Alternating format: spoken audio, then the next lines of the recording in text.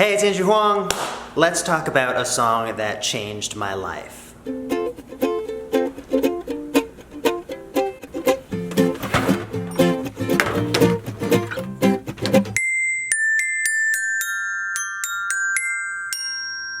That is the melody to Pink Fluffy Unicorn's Dancing on Rainbows, which was uploaded 6 years ago today. When it first came out, it went totally wild, tons of views, tons of shares, front page of Reddit, spread all around the Brody community. It was the first thing that really put my channel on the map in the YouTube world. I think I had around 3,000 subscribers when I released it, and it was still sort of slow growing after that, but it was the first thing that got me in front of a bigger audience and got me in front of other YouTubers. So it was getting massive views when it was new, but even after that initial excitement died down, it settled into a pretty consistent 3,000 to 5,000 views every single day. And here at the end of 2016, it is still getting 3,000 to 5,000 views every single day. For a completely independent musician, it is a ridiculous, far-reaching piece of music. I've had a bunch of other videos get shared around a lot in their own right, but Fudor is still by far the biggest thing on my channel. Not only does this video have 8 million views, but there are other versions that have millions of views, and there's one version with over 30 million views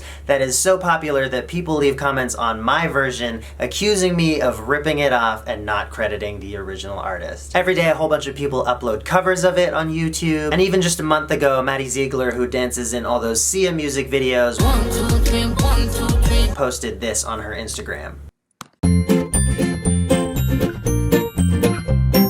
Pink fluffy unicorns dancing on rainbows. Pink fluffy unicorns dancing on rainbows. So it's a song that's really become bigger than me and even quite separate from me. It has a life of its own. The reason why I bring all this up is because it might never have happened had I not changed the original melody of the song. There's no way we could ever say for sure, but I didn't create the song exactly the way that it came to me. When the inspiration for the tune first hit me, I was maybe 75% happy with it, and I made a small but significant modification to take it to 100. So here's the story of how Pink Fluffy Unicorns was written. First of all, for any of you who haven't been following me for years and years, I used to make comedy music, and it was all based on suggestions from my listeners. Anything from instrumentation to genre to the topic of songs. I made hundreds of these short, weird little ditties. So I have to thank someone with the username SexyBucksaw who suggested just the title, Pink Fluffy Unicorns Dancing on Rainbows, and as soon as I read it, I heard how I might sing it. It went like this. I'll see if I can still do the voice. Pink fluffy unicorns dancing on rainbows.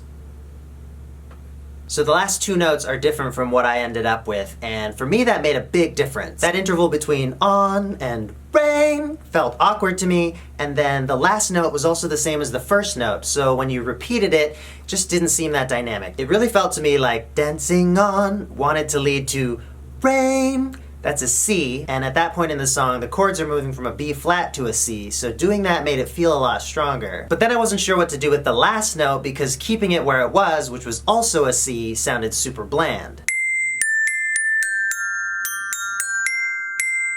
So I quickly tried it out with the other notes that make up a C chord.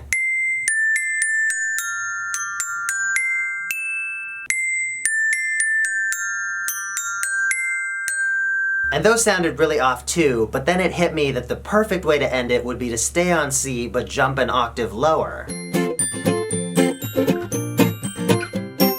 It gives the melody the perfect balance between being anchored and being not quite finished, so that it feels natural to just repeat it and repeat it and repeat it and repeat it. So why does that work so much better than what I had before? Well, stylistically, I think that adding that fast and large octave jump adds a little bit to the whimsy of the song. From a music theory standpoint, it's satisfying to our ears to hear the melody going to a C just as the chords are going to a C. And then using C a second time but in a different octave means you get to maintain that strong combination, but you've still changed pitch, so that makes it a little more interesting. Fun little side fact, there was another time where I pulled almost this exact same trick, and that was when I was recording Incongruent with Hank Green and the Perfect Strangers. We were working on the song OJK Rolling, and Joe DeGeorge came up with this amazing keyboard melody.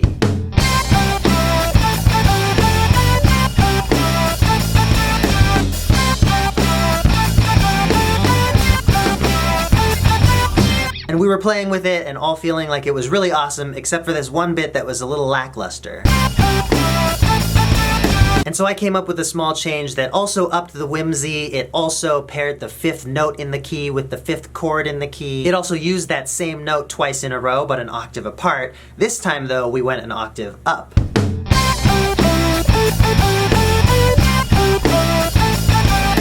And that kind of sealed the deal, and we were all excited about how fun it was to play. And to this day, when we tour, of all the notes that I play in a Hank Green and the Perfect Strangers set, that little guy is my favorite.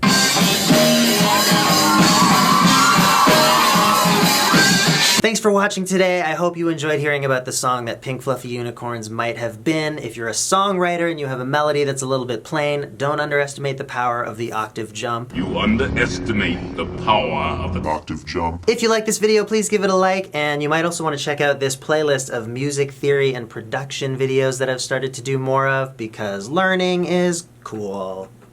That's what they say. Let's test your knowledge and see what you've learned so far. I'll see you on Monday with a new video. Bye! Pink fluffy unicorns dancing on rainbows. Pink fluffy unicorns dancing on rainbows.